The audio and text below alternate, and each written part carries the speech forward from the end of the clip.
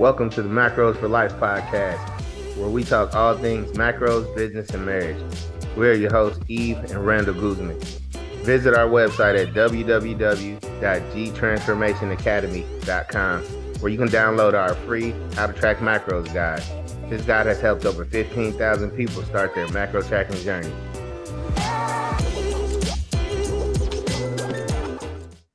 What up, y'all? Welcome back to the Macros for Life podcast. Today, we're going to be talking about why you make more progress with your significant other than without them when it comes to fitness or nutrition. Why are you laughing? Huh? Why are you laughing? I'm just laughing, man. I can't laugh. I can't be happy today. I feel like you're laughing because you're about to talk shit about me. Never. Oh, Never would I do stop anything like that. I would never do that to you. He's right, sort of. So if you guys have been listening to our podcast, we did do a podcast about how to get support on your health and fitness journey if people around you aren't supporting, hating. This is like friends, coworkers, your significant others might hate on you. We talked about how sometimes people sabotage people by buying tubs of ice cream and putting it in the fridge while you're trying to do your cut. But this time, we're going to actually talk about how you can make more progress. And we're going to talk about how we have been able to lose over 265 pounds together because we decided to not be selfish and we work together. Yeah.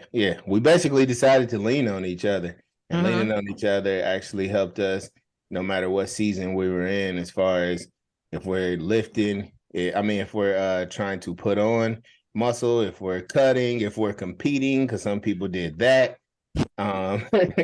You just have to adjust your life accordingly, And basically, when we think about those things, the term that comes to mind is what's understood ain't got to be explained.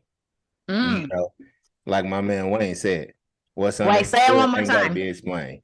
What's say it one more time. You want me to put the song on? I put the song on. Don't put the song on. I want you to say it slow so it can simmer for everybody.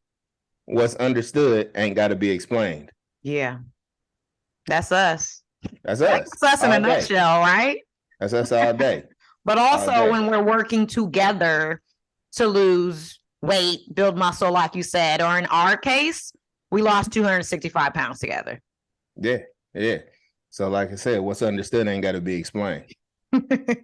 So when you got the same goals in mind, though, you don't have to explain anything to your significant other or anybody else because you guys understand what the goal is. So that can be whether that relates to money, whether that relates to diet, nutrition, whether that relates to fitness, y'all know. It's understood we getting up and we taking our ass to the gym today. It's understood. We meal prepping this week. We meal prepping on Sunday. We meal prepping on Wednesday because that's what we do. And that's how we reach our goals, right? We realized that we needed each other. Like, we didn't start on our journeys together. And if you guys go back into the beginning podcast, roll back, you'll find out, like, we didn't start on our stuff together. We were at different places, mindset wise, fitness, health wise, at different points. And like, that's what happens even when you start in a relationship, and like, hopefully two people can grow together. But the way that we were growing our family, the way that we were communicating better as a couple, we had to translate that into our nutrition and fitness life. And Randall was actually going to the gym before I was going to the gym. And I was like, can't we just get these same results at home? And I wanted to do Tybo tapes and have my little pink 5-pound dumbbells. And he was like, you need to lift. Like, we didn't know as much as we knew. And this was 11, 12 years ago, what we knew now. And so our first time working out together, if you roll back on my Instagram page, was December 2013 in the gym. And when we started working out in the gym, what it looked like when we said we're working out together, it meant we got our shoes on together. We got our backpack together. We took our pre-workout together. We rode our ass to the gym together. And we walked in the gym, and that was the definition of us working out. We weren't lifting together at that point. And what made us successful was just walking into the gym together. That was our definition of working out. All the other stuff of like really working out, that happened later. But us just doing that was the most pivotal point in my transformation. Yeah, because it's so easy for you when you are by yourself and you're only relying on yourself or worrying about yourself to come home from work after a long day and be like, fuck it, I'm not going to the gym. Like, I'm tired. But when you have somebody else relying on you because they're like, okay, we working out together, or at least we going together, then it's a little different. So just think about it. A lot of y'all have gym partners, and when your gym partner don't come to the gym, you like, fuck, you know what I mean? You might text them and be like, come on, man, I don't even feel like working out now because he's not coming. Now, if you live with your significant, or if you live with your gym partner, when you come home and they dress for the gym already, or when you come home and they're already ready to go and you tell them you're not going, I mean, that's your motivation right there when they tell you, okay, I was planning to go. So what are you going to do? And I damn sure ain't about to get left. Yeah, Like, and it would literally be that. Yeah. I would call him when he was on the way home from a 1 hour drive. My clothes are on, everything. Remember, I would have your pre-workout in a cup. Yep. And literally, he went from work outfit to gym outfit. And I was like, come on, let's go. I'm tired. And he didn't want to get left. He didn't want me looking good without him. So if you ain't ready, you better get ready. That's what that shit, man. If you ain't ready, you better get ready. But I mean, it helped because if there were days that he was like at lunchtime, yeah, it's leg day for me. By the time I got to 3 p.m., I was like, man, he said it's leg day. So I got to go because he's going. That's all we needed. And yeah. I mean, that helped me lose what was my last 20 pounds. I lost my last 20 pounds in 5 months because I was eating better too. And I was prioritizing my macros, but it's because I was going to the gym with Randall. Yeah, and the same with me. For me, it was more nutrition than it was the fitness part, because it stopped me from making bad decisions. Like, I know if these guys are going to lunch at work, but I know my cheat meal is with you on the weekend, then I'm not going to go to lunch with them and make bad decisions and this, that, and the other when I know we're supposed to go on a date this weekend for my cheat meal and we're going to have our cheat meals together, right? So even having that kind of structure helps you out. And then the same with meal prep. If I'm meal prepping, if my job is to meal prep the protein and you're going to attack the carbs and the veggies or vice versa, whatever, if you see me doing the protein, you know you got to get on those carbs and veggies. And the same thing, like, it's like, okay, if I got the protein ready, what are you doing? What did you get this ready? I mean, because it's teamwork. Teamwork make the dream work. And then we also knew, like, okay, even in reverse planning of the meal prep, all right, do we have our food on Friday or Saturday? Do we have the food to meal prep? It used to be typically Saturday we would go get groceries. But when I started working from home, I would go get the groceries on Friday by myself. Every Friday morning, it was my thing. Work a little bit, go to a coffee shop, have me a little lunch, a salad, whatever, and I would go get the food. But we also knew that we're meal prepping together on Sunday. Or if we didn't feel like Sunday was a good day, we would start it on Saturday night. But like, it made me eat what I needed because I knew he was going to be meal prepping with me. Like, it made it easier. Like, going to the gym was easier because he was going to be there. Meal prepping became easier and not a chore because he made it so much faster. And the other thing I want to say about meal prepping, and we're not going to stay on this, if y'all are taking 3 hours to meal prep, like, y'all doing something wrong. Unless you're slow cooking meat and meat is on the grill, like, you're making it too complex. But if you have 2 people helping together, like, you definitely can be getting this meal prep done in less than 90 minutes. But outside of meal prep, you had mentioned like cheat meals. Now we refer more to those as like an untracked day or like our high carb day or refeed day or whatever. Man, a high carb day and a cheat day is totally different. A cheat meal and a high carb day. I won't say cheat day because you ain't supposed to be having no cheat day. Right. But if you guys are working with us one-on-one, you would know that. Yeah. But Don't back confuse the then, two because they're not the same. that was 10, 11 years ago. It was a little bit different.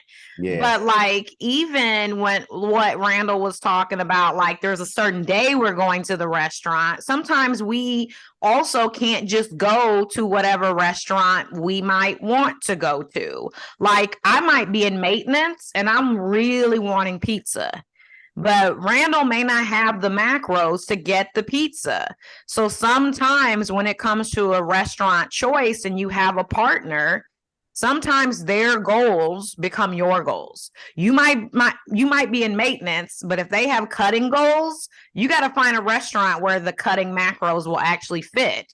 So, even if you guys are eating together, meal prepping together, working out together, sometimes like their goals become more important than yours so that you guys can both be successful.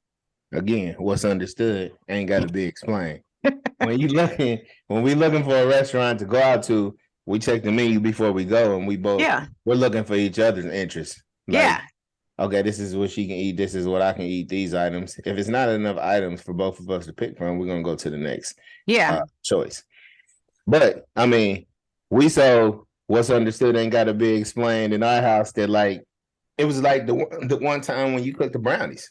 Oh my God! I mean, 90% of this time when she cooks sweets is macro friendly. When she don't, usually it's for our son.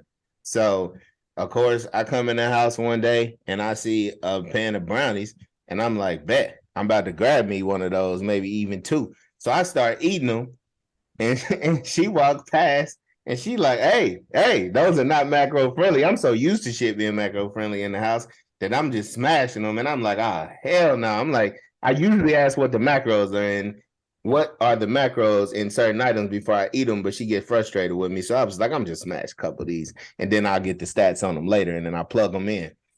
Yeah, I set myself up that time. Like, I was like, oh shit, I fucked my whole day up. But typically, those are going to be macro friendly snacks. Yeah, like, and when he says macro friendly, you guys, it was like full fat, full carbs, and like no added protein. So sometimes when I make things a little bit more macro friendly, I might add like a little bit of extra protein, or like sometimes I'll put applesauce in a recipe and cut out one egg.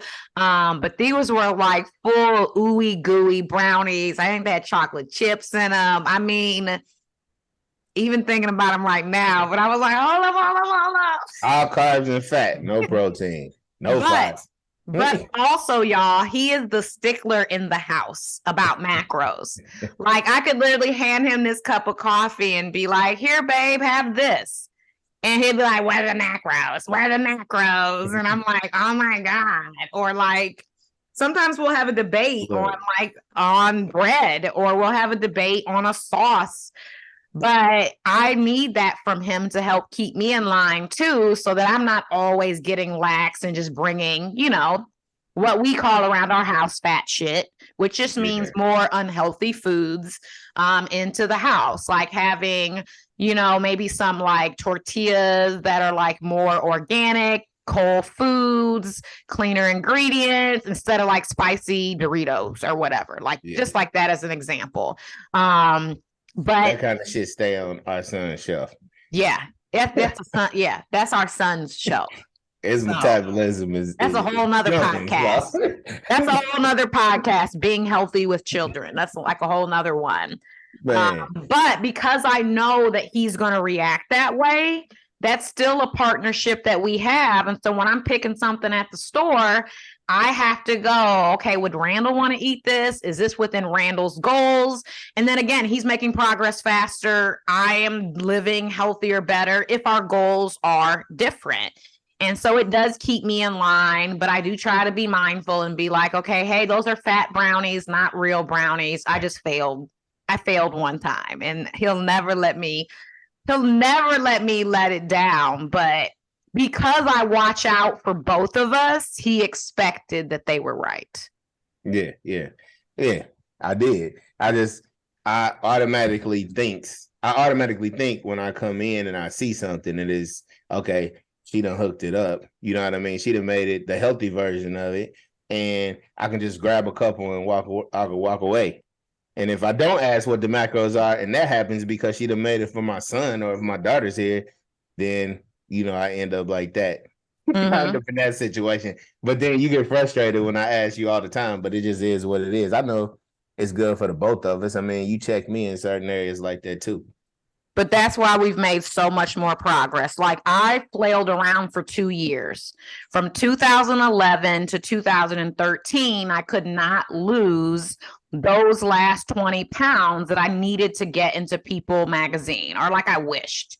Because you guys, I did not submit myself to be in the magazine. They found me. But like, my goal watching them was to half my size point. And it was 2 years of flailing around, like doing my own dieting by myself. He was doing whatever he was doing. I was doing what I was doing. But once we started working together, it took me only 4 months to do in a partnership what it took me 2 years alone. And because of this, like, we are healthier people.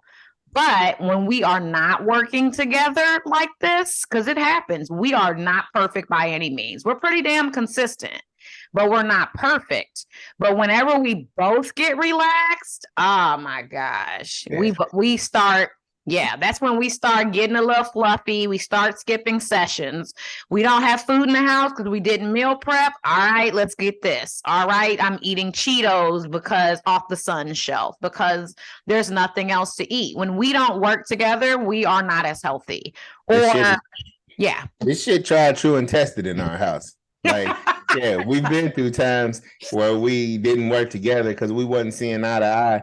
And we've been through times when, like, the majority of the time we are working together. And those times when we haven't been working together, we've definitely had worse results. Like you said, we even get fluffy or fall off as far as I might be having too many drinks and now it's throwing off my nutrition, So, we didn't even touch on alcohol. That's another podcast. Yeah, you helped me curb that so good. Like, I was notorious for having a couple glasses of bourbon after I got off work. But when I knew that you were going to have something to say, like, oh, is that good for your nutrition? Like, you ate good all day and went to the gym, and then you're going to have 2 glasses of bourbon. You know what I mean? I was on his ass, y'all. You about to go to sleep at 9:30. What's the point? Yeah. Listen to that shit. I'm like, yeah, I got tired of hearing the nagging, but at the end of the day, it made sense. It's like, yeah, why are you having 2 glasses of bourbon at 8:30 if you're going to bed at 9:30, 10 o'clock to get ready to go to work in the morning? And gradually, I just stopped drinking for the most part. But it was for you. It's counterproductive to my nutrition. Yeah, it was for you, but it was also for me. Like, you are my best friend. You are my partner in life. And I love you. And I'm getting emotional. I'm getting ready to cry. Don't do that shit. Don't do that shit. You are my partner. You are my partner and best friend in life. And I didn't want you doing that and living that life, because a lot of people, like, that's how they relax. And I'm like, I need you to be by my side forever. Yeah. And I love you. And I appreciate all that you've done for me. I love you too, girl. I'll be here. As I wipe my tears away. I'm such a crybaby. I'm crazy about this man, y'all. Don't fuck with him. Don't fuck with my food, my money, and my children, and my man. Ain't no crying on the internet. And my macros.